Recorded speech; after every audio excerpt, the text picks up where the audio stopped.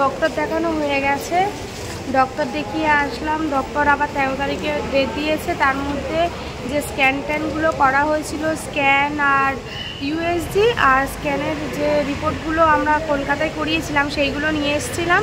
সেইগুলো ডক্টর দেখলেন, দেখার পর বললো আর স্ক্যান আর ইউএসজি করার কোনো দরকার নেই।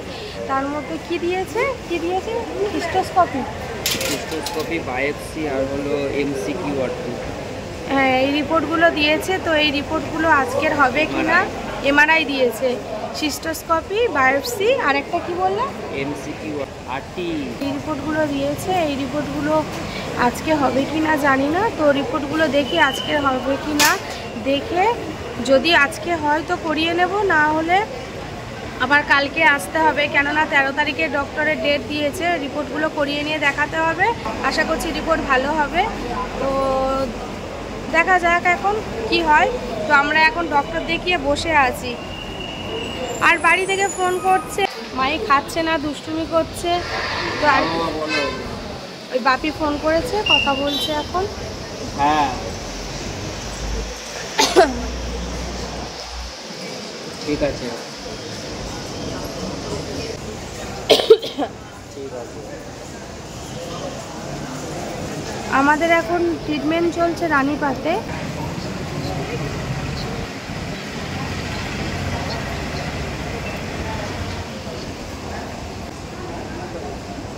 হ্যালো, বলো। ওই যে রিপোর্টগুলো দিয়েছে, রিপোর্টগুলো করাতে হবে। সেটা কবে করবে দেখে।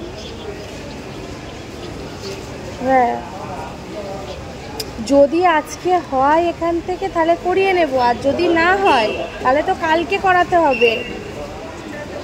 না, হ্যাঁ জিজ্ঞেস তো করবো, আগে বসে রয়েছি।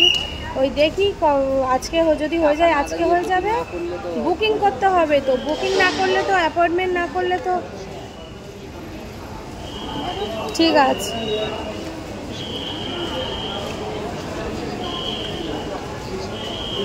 ঠিক আছে, ঠিক আছে,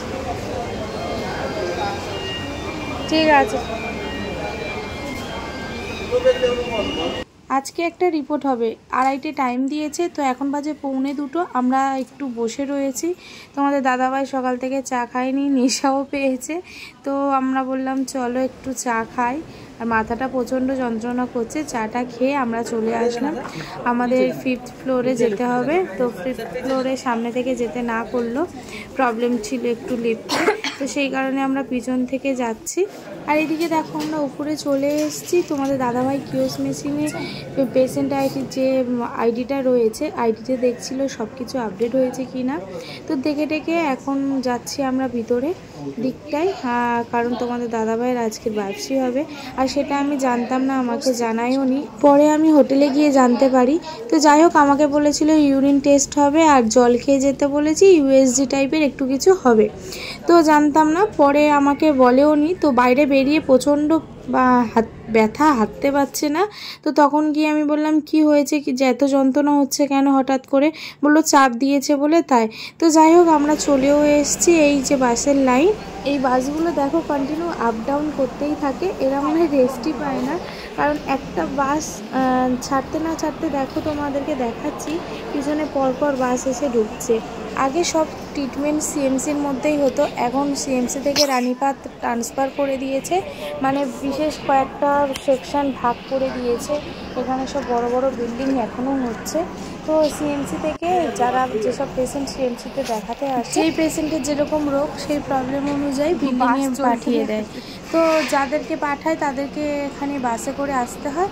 বাসে কিন্তু কোনো টাকা লাগে না, ভাড়া না। এটা পেশেন্টের আপ ডাউনের জন্য এই ব্যবস্থাটা করা। তো এই সুবিধাটা খুব সুন্দর, কারণ এখানে সেভাবে গাড়িও পাওয়া যায়। এই ক্যাম্পাসটা পুরো হাই রোডের উপরে, একটার পর একটা বাস রেডি। কত পেশেন্ট!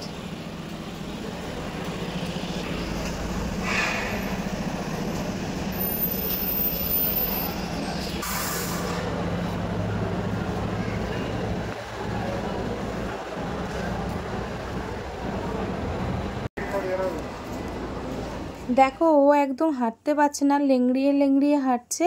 তো আজকে বায়োপসি হয়েছে, আর যে টয়লেটটা হচ্ছিল না, ওর ব্লাডারটা বুকের উপরে উঠেছিল।